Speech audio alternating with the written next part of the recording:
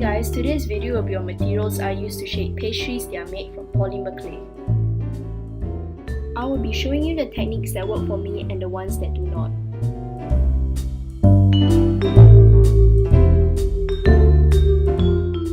So you have made some pastries out of polymer clay and you're wondering how to shade them. Well, for me, I use chalk pastels when shading, and I'll usually start off with a light yellow base.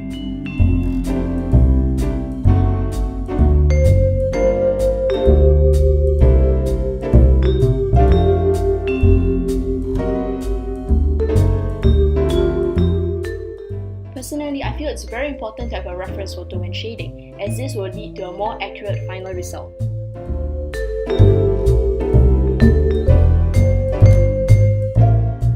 A general rule when shading, however, is to focus to darkest shading in the center of the bottom of the piece and the edges, as these are the areas which are most exposed to heat when baking.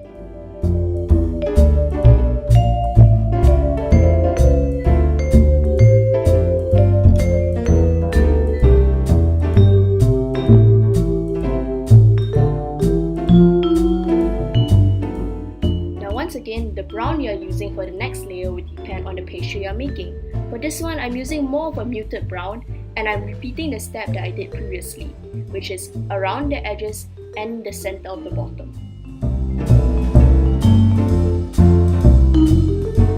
From this step onwards, you want to be very light-handed when you're shading.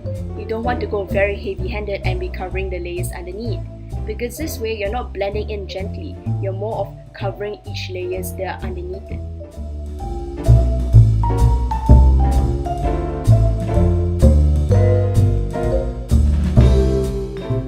When shading the sides of this biscuit, I just use whatever chalk pastel that was remaining on my brush, because I don't want it to be very dark, I just want it to be a very smooth and gentle gradient. Also, if you have engravements like on this biscuit, do not forget to shade them in, because you don't want them to be the basic color when the rest are all shaded.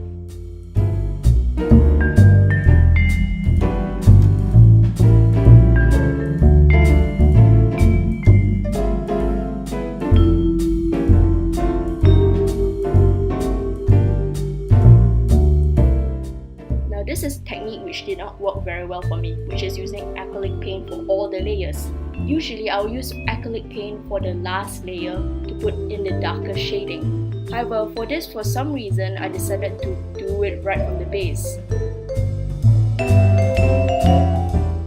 This does not work for me because when I'm using acrylic paint that is watered down, it's taking off all the layers that I put underneath. Therefore, I'm just going to be putting on layers upon layers of colors, but all the underneath layers are going to be taken off. So it's just going to be a singular color upon it. You can especially see it here when I'm using a tissue paper at how much color is being taken off.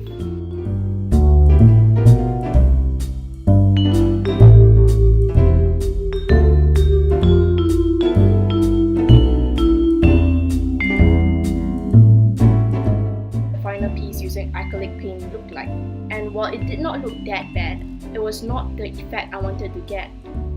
Therefore, it's not something I'll use. I actually have a tutorial made on this croissant using this technique. If you still would like to see it, please leave it down in the comments on whether I should post it. Thank you for watching, and please leave a like and subscribe if you want to see more.